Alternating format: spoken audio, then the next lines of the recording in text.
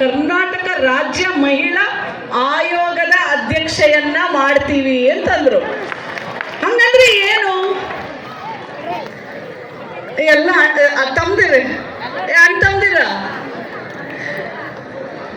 ನಾವು ವೇದಿಕೆ ಮೇಲೆ ನನಗೆ ಪ್ರಶಸ್ತಿ ಕೊಟ್ಟು ಮಾತಾಡಕ್ ಹೇಳರ್ರಿ.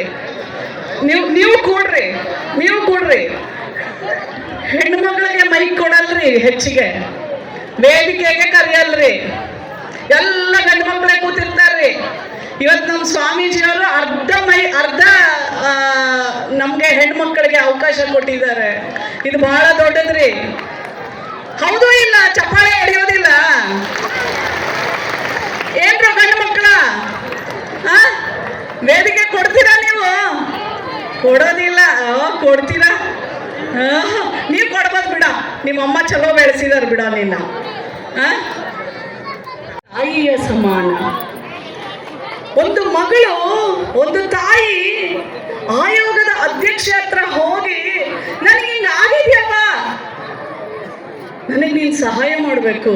ನನ್ ಗಂಡ ದಿನ ಒಂದು ಕುಡ್ದು ಹೊಡಿತಾನವ, ನನ್ ಗಂಡ ಇನ್ನೊಬ್ಬಳನ್ನ ಯಾರನ್ನೋ ಇಟ್ಕೊಂಡು ನನ್ನನ್ನು ನನ್ನ ಮಕ್ಕಳನ್ನ ಸಾಕಲ್ಲವ, ನನ್ನ ಮಗ ಆಸ್ತಿ ಬರ್ಸ್ಕೊಂಡು ನನ್ನ ಮನೆಯಿಂದ ಹೊರಗಾಕಿದನವ. ಇಂಥವು ನೂರಾರು ತಗೊಂಡು ನನ್ನ ಹತ್ರ ಬಂದಾಗ, ತಾಯಿಯಾಗಿ ನನ್ನ ಮಗಳಿಗೆ ಹಂಗಾಗಿದ್ರೆ ನಾನು ಏನು ಮಾಡ್ತಿದ್ದೆ? ಹಾಗೆ ಆ ತಾಯಿಗೆ, ಆ ಹೆಣ್ಣು ಮಗಳಿಗೆ ಸಹಾಯ ಮಾಡೋದೇ ಮಹಿಳಾ ಆಯೋಗದ ಅಧ್ಯಕ್ಷೆಯ ಕೆಲಸ. ಇದಕ್ಕೆ ಮುಖ್ಯವಾಗಿ ನನಗೆ ಸಹಾಯ ಮಾಡೋರು ಯಾರು? ಪೊಲೀಸು. ಎಲ್ಲೋದ್ರು ನಮ್ಮ DYSP ಇದ್ರಲ್ಲ, ಬರ್ರಿ DYSP ಅವರೇ, ಎಲ್ಲಿ ಬರ್ರಿ. ಪೊಲೀಸ್ ಅವ್ರನ್ನ ಪರಿಚಯ ಮಾಡಿಕೊಡ್ಬೇಕು ಮೊದಲಿಗೆ ಆಯೋಗದ ಅಧ್ಯಕ್ಷೆ. ಬರ್ರಿ. ಅಣ್ಣದಿರ್ದು ಯಾರ್ದು ಹೆಸರು ಹೇಳಲಿಲ್ಲ, ಯಾಕಂದ್ರೆ ಕ್ಷಮೆ ಇರಲಿ, ಟೈಮ್ ಆಗ್ತಾ ಇತ್ತು, ಅದಕ್ಕೋಸ್ಕರ. ಅಕ್ಕ ತಂಗಿರಿ ಎಲ್ರದು. ನಮ್ಮ ಬಸವರಾಜ್ ಹೋಗ್ಬಿಟ್ರ, ಶಾಸಕರು ಹೋಗ್ಬಿಟ್ರು. ಬರ್ರಿ ಪರಿಚಯ ಮಾಡ್ಕೋಬೇಕು. ಬರ್ರಿ ಪೊಲೀಸರು ಎಲ್ರು ಬರ್ರಿ. ಯಾರ್ಯಾರು ಬಂದಿದ್ದೀರಿ ಬರ್ರಿ. ಇನ್ಸ್ಪೆಕ್ಟರ್ ಬಂದಿದ್ರಿ ಬರ್ರಿ. ಯಾಕೆ ಕರಿತೀನಿ ಗೊತ್ತೇನ್ರಿ? ಇವತ್ತು ಸ್ವಾಮೀಜಿ ನನ್ನ ಸುಮ್ಮನೆ ಕರೆದಿಲ್ರಿ. ಈ ಭಾಗದ ಹೆಣ್ಣು ಮಕ್ಕಳು ಫೋನ್ ಆಫ್ ಮಾಡ್ರಿ, ಇಟ್ಕೊಳ್ರಿ ಇದ್ರೊಳಗೆ. ಈ ಭಾಗದ ಮಹಿಳೆಯರು, ಹೆಣ್ಣು ಮಕ್ಕಳು ಸುರಕ್ಷಿತವಾಗಿರ್ಬೇಕು, ಧೈರ್ಯದಿಂದ ಇರಬೇಕು. ಈ ಭಾಗದ ಇನ್ಸ್ಪೆಕ್ಟರ್ ಯಾರು? ಬರ್ರಿ. ಯಾಕ್ರಿ ಕೆಳಗೆ ನಿಂತೀರಿ? ಹೆಸರೇನು? ಜಗದೇವ್. ನನ್ನನ್ನು ನೀವೆಲ್ಲ ಇಷ್ಟಪಡ್ತೀರಾ, ಪ್ರೀತಿಸ್ತೀರಾ, ಗೌರವಿಸ್ತೀರಾ. ಸ್ವಾಮೀಜಿ, ಅದಕ್ಕೆಲ್ಲ ಕಾರಣ ನಮ್ಮ ಪೊಲೀಸ್ ಇಲಾಖೆ. ನಾನು ಒಂದು ಫೋನ್ ಮಾಡಿ ಇದು ಆಗಬೇಕು, ಇದು ಯಾಕಾಗಿಲ್ಲ, ಅವರನ್ನು ಹುಡುಕ್ರಿ. ನಮ್ಮ ಮಗಳ ನೇರಗಂಬಕ್ಕೆ ಹಾಕಿದ್ದಾರೆ ವರದಕ್ಷಿಣೆಗೋಸ್ಕರ. ಅವ ಎಲ್ಲ ಓಡೋಗಿದ್ದಾನಂತೆ, 15 ದಿವಸ ಆಯ್ತು. ಯಾಕ್ರಿ ಒಳಗೆ ಹಾಕಿಲ್ಲ ನೀವು? ನಮ್ಮ ಹೆಣ್ಣು ಮಗಳು ಕಾಣೆಯಾಗಿದ್ದಾಳೆ, ಯಾಕ್ರಿ 15 ದಿವಸ ಆಯ್ತು ನಮ್ಮ ಮಗಳನ್ನ ಹುಡ್ಕೊಟ್ಟಿಲ್ಲ ಅಂತ ಹೇಳಿದ್ರೆ, ವಿತಿನ್ ನೋ ಟೈಮ್ ಅವರನ್ನ ಒಳಗಿಡಿದು ಹಾಕ್ಬಿಟ್ಟು ಫೋನ್ ಮಾಡ್ತಾರೆ. ಮೇಡಮ್, ನೀವು ಹೇಳಿರಲ್ಲ, ನಾವು ಮಾಡೀವಿ. ನಮ್ಮ ಶಕ್ತಿನೇ ಪೊಲೀಸ್ ಇಲಾಖೆ.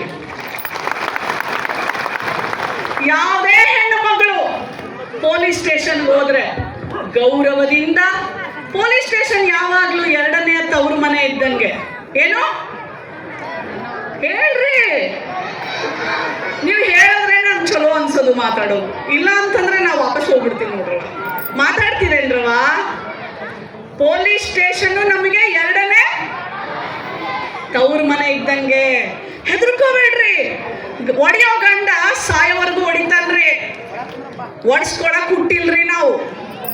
ಆ ಕಾಲ ಹೋಯ್ತ್ರಿ. ಒಂದು ಕಾಲ ಇತ್ತು, ನೀ ಒಡಿ, ನೀ ಬಡಿ, ನೀ ದಬ್ಬು, ನೀ ದೌರ್ಜನ್ಯ ಮಾಡು, ನೀ ಮನೆಯಿಂದ ಹೊರಗಾಕು, ನೀ ಅಂದಂಗ ಅನ್ಸ್ಕೋತೀನಪ್ಪ, ನೀ ಮಾಡ್ದಂಗ ಮಾಡಿಸ್ಕೋತೀನಪ್ಪ ಅನ್ನೋ ಕಾಲ ಹೋಯ್ತ್ರಿ. ನೀವು ಒಡ್ಸ್ಕೋಬಾರ್ದ್ರಿ. ಪೊಲೀಸ್ ಸ್ಟೇಷನ್ ಮೆಟ್ಲು ಹತ್ತಿದ ತಕ್ಷಣ ಯಾವ್ದು ತಪ್ಪಾಗಿಲ್ರಿ, ಯಾವ್ದು ಕ್ರೈಮ್ ಅಲ್ರಿ. ಅಂತಂದಿರಿ ಯಾರ್ಯಾರಿದ್ದೀರಿ ಎಲ್ರಿಗೂ ಹೇಳಿಕತ್ತೀನಿ ನೋಡ್ರಿ. ನಿಮ್ಮನೆ ಹೆಣ್ಣು ಮಗಳು ಯಾವಾಗಾದ್ರು ಪೊಲೀಸ್ ಸ್ಟೇಷನ್ಗೆ ಹೋದ್ರೆ ಅದು ಅವಳ ತವ್ರ ಮನೆ ರೀ. ಎಟ್ಟಂತ ಮೈ ಮುಳೆ ಮುಡ್ಸ್ಕೊಳಕ್ ಆಗ್ತೈತಿ ಹೇಳ್ರಿ? ನೀವು ಮುಡ್ಸ್ಕೊತೀರೇನ್ರಿ? ನಿಮ್ ಹೆಂಡತಿ ಮೈ ಮುಳೆ ಮುಡಿದ್ರೆ ನೀವು ಸುಮ್ಮನೆ ಇರ್ತೀರಾ? ನೋಡೋಣ, ಒಬ್ಬದ ಅಣ್ಣ ತಮ್ಮ ಯಾರು ಒಬ್ರು ಕೈ ಎತ್ತಲ್ಲನ್ರಿ? ನಮ್ಮ ಹೆಣ್ಣು ಮಕ್ಕಳನ್ನ ಕೇಸ ಬಿಡ್ತೀವ್ರಿ. ನನಗೆ ಆಯೋಗದ ಅಧ್ಯಕ್ಷೆ ಆದ್ಮೇಲೆ ಗೊತ್ತಾಗಿದ್ದು ಇವು ಇಷ್ಟೊಂದು ಮಠಗಳಿದಾವೆ ಇಲ್ಲೆಲ್ಲ ಅಂತ.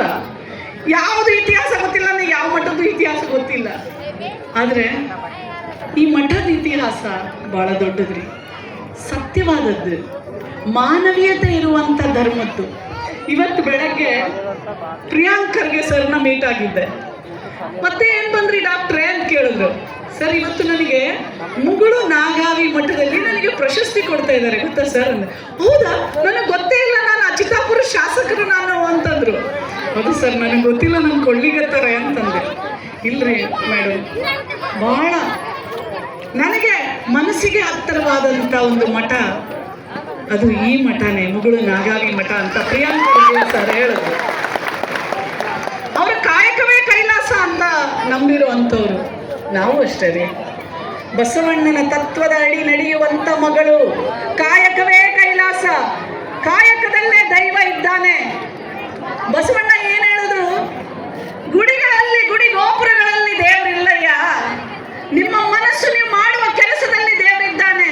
ನೀವು ಒಳ್ಳೆ ಕೆಲಸ ಮಾಡಿದ್ರೆ ನಿಮ್ ಜೊತೆ ದೇವರಿರ್ತಾನೆ, ನೀವು ಕೆಟ್ಟ ಕೆಲಸ ಮಾಡಿದ್ರೆ ನಿಮ್ ಜೊತೆ ಯಾರಿರ್ತಾನೆ? ಯಾರಿರ್ತಾರ್ರಿ?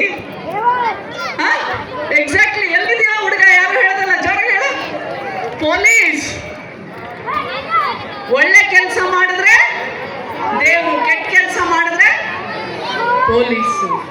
ಹಾಗಾಗಿ ನಾವೆಲ್ಲರೂ ಒಳ್ಳೆ ಕೆಲಸವನ್ನ ಮಾಡೋಣ.